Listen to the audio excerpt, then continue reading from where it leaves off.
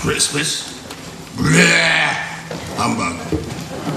Out upon Merry Christmas. If I had my will, every idiot who goes about with Merry Christmas on his lips should be boiled with his own pudding and buried with a stake of holly through his heart. He should. Ebenezer Scrooge. Well, his story usually takes about an hour and a half to tell, but I don't have an hour and a half. You know this story as well as I do, or you should, so you'll just have to fill in the gaps yourselves. Oh, but he was a tight-fisted hand at the grindstone, was Scrooge, a squeezing, wrenching, grasping, clutching, covetous old sinner. To say that Scrooge cared for nothing but money would have been understating matters by a good bit. Of people, he cared little unless they were in his debt. He cared nothing for the passing of his partner Jacob Marley, dead 7 years, and his name still in the door of the counting house. Christmas, a humbug? Well, that was Scrooge's opinion. It was certainly not the opinion of his nephew, who came to Scrooge's counting house to invite him to Christmas dinner, nor of the gentleman who came calling upon Scrooge to collect for the poor and unfortunate, the surplus population, as Scrooge put it, and, of course, they were turned away. And it definitely was not the opinion of Scrooge's clerk, Bob Cratchit, who kept up his Christmas spirit in spite of his employer's intransigence. Scrooge's opinion of Christmas? Blah, poor excuse for picking a man's pocket every 25th of December. Yes, Scrooge's views on Christmas are well known and documented. As were his views on what ought to happen to the so-called surplus population. He had room in his heart for himself, period. Misers are, at the center, narcissists, after all. Could Scrooge be redeemed? The ghost of his partner, Jacob Marley, certainly thought so. Seeing this apparition appear in his own apartment, Scrooge greeted him thus. Now, what do you want with me? Much. Marley's voice, no doubt about it. Who are you? Ask me who I was. Who were you then? In life, I was your partner, Jacob Marley. Mercy, dreadful apparition, why do you trouble me? It is required of every man that the spirit within him should walk abroad among his fellow men and travel far and wide. And if that spirit goes not forth in life, it is condemned to do so after death. I cannot tell you all I would. A very little more is permitted to me. I cannot rest, I cannot stay, I cannot linger. Weary journeys lie before me. But you were always a good man of business, Jacob, faltered Scrooge, who now began to apply this to himself. Business! Cried the ghost.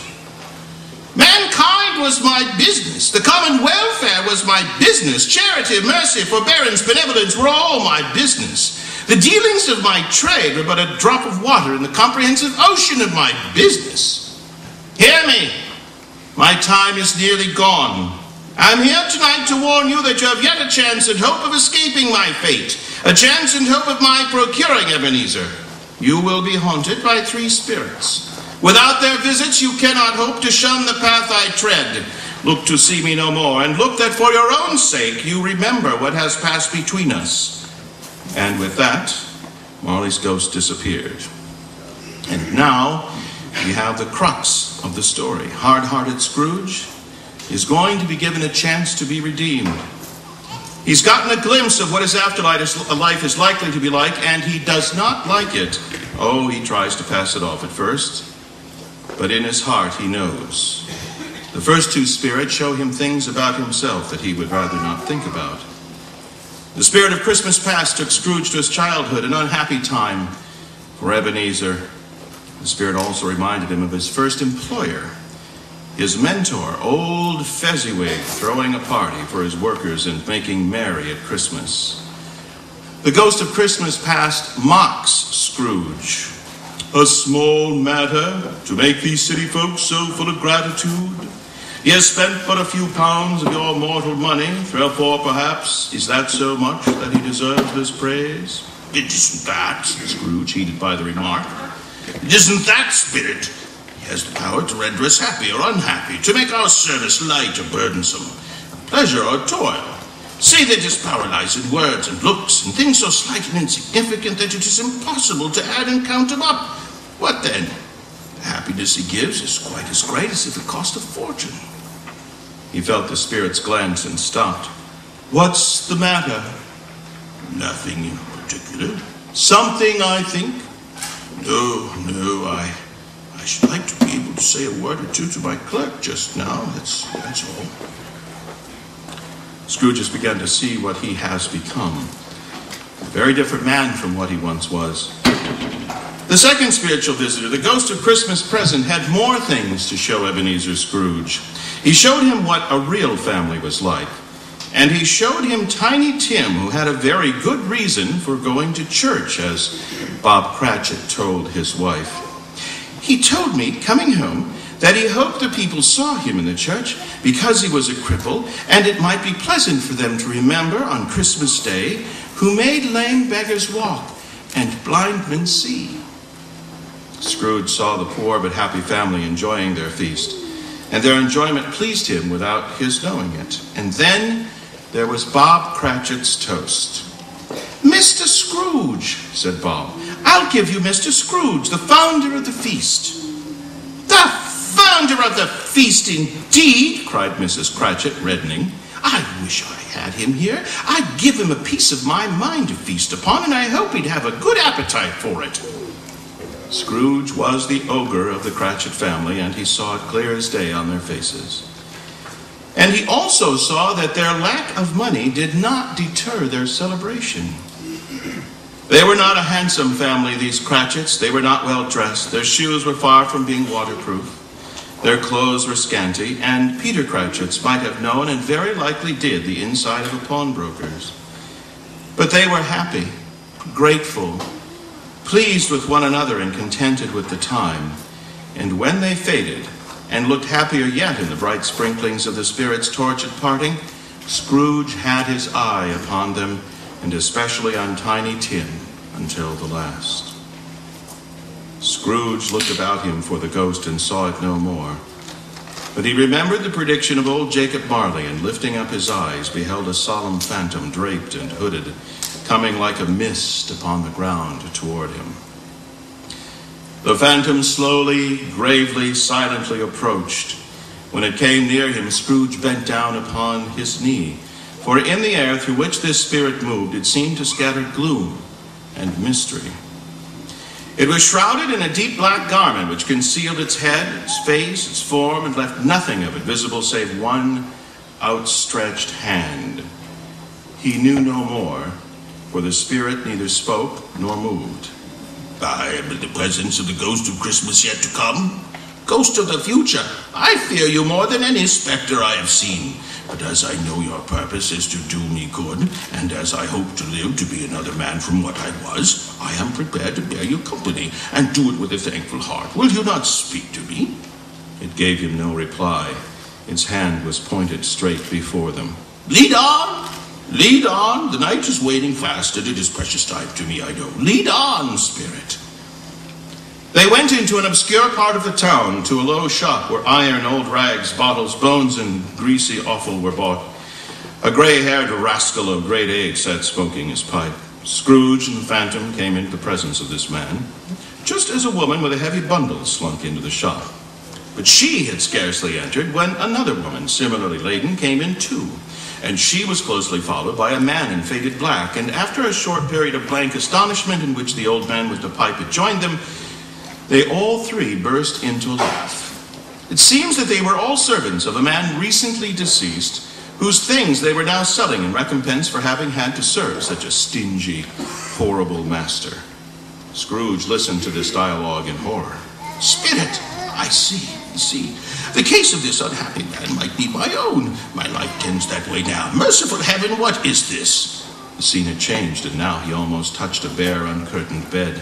A pale light, rising in the outer air, fell straight upon this bed, and on it, unwatched, unwept, uncared for, was the body of this plundered, unknown man.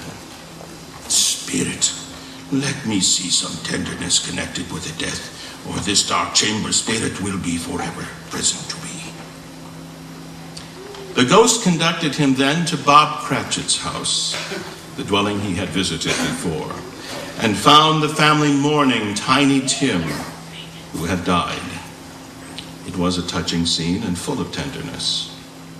"Spectre," said Scrooge, "something informs me that our parting moment is at hand. I know it, but I know not how. Tell me what man that was with the covered face whom we saw lying dead." The ghost of Christmas yet to come conveyed him to a dismal, wretched, ruinous churchyard. The spirit stood among the graves and pointed down to one. "Before I draw near to that stone to which you point, answer me one question. Are these the shadows of things that will be, or are they shadows of things that may be only?" Still the ghost pointed downward to the grave by which it stood. "Men's courses will foreshadow certain ends to which if persevered in they must lead. But if the courses be departed from, the ends will change. Say it is thus with what you show me."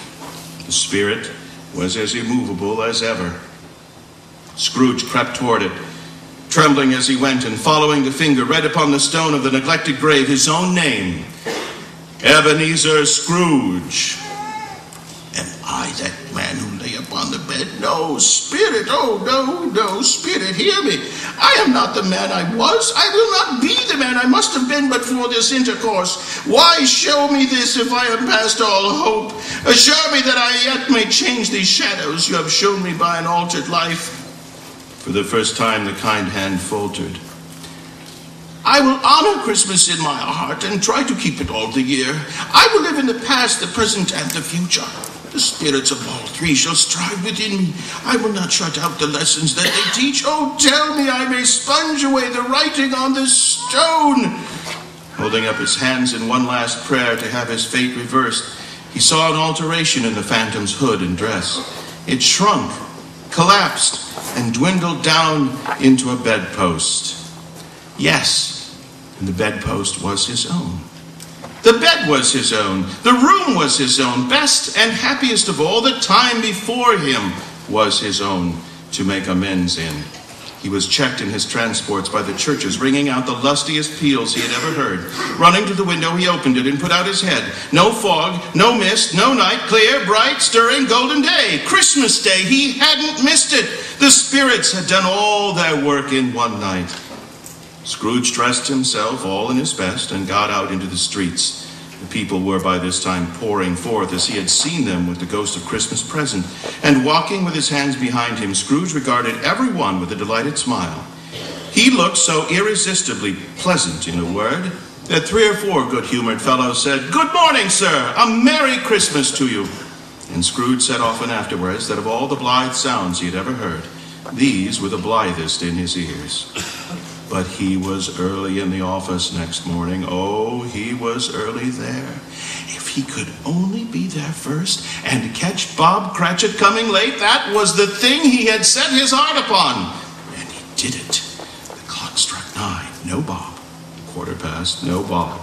Bob was a full 18 minutes and a half behind his time. Scrooge sat with his door wide open that he might see him come into the office. Bob's hat was off before he opened the door. His comforter, too. He was on the stool in a jiffy, driving away with his pen as if he were trying to overtake 9 o'clock.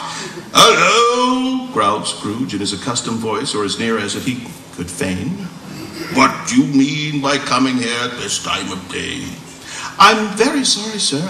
I'm behind my time." "You are, yes. I think you are. Step this way, if you please, Bob Cratchit." "It's only once a year, sir. It shall not be repeated. I was making rather merry yesterday, sir." "Now, I tell you what, my friend, I'm not going to stand this sort of thing any longer. Therefore, I'm about to raise your salary." "Merry Christmas, Bob. A merrier Christmas, Bob, my good fellow, than I have given you for many a year. I'll raise your salary and endeavor to assist your struggling family, and we'll discuss your affairs this very afternoon over a Christmas bowl of smoking bishop. Bob, make up the fires and buy a second coal scuttle before you dart another eye, Bob Cratchit." Scrooge was better than his word. He did it all and infinitely more. And to Tiny Tim, who did not die, he was a second father. He became as good a friend, as good a master, and as good a man as the good old city knew, or any other good old city, town, or borough in the good old world. Some people laughed to see the alteration in him, but his own heart laughed, and that was quite enough for him. He had no further intercourse with spirits, but lived in that respect upon the total abstinence principle afterwards. And it was always said of him that he knew how to keep Christmas well if any man alive possessed the knowledge. May that be truly said of us and of all of us. And so, as Tiny Tim observed, God bless us, everyone.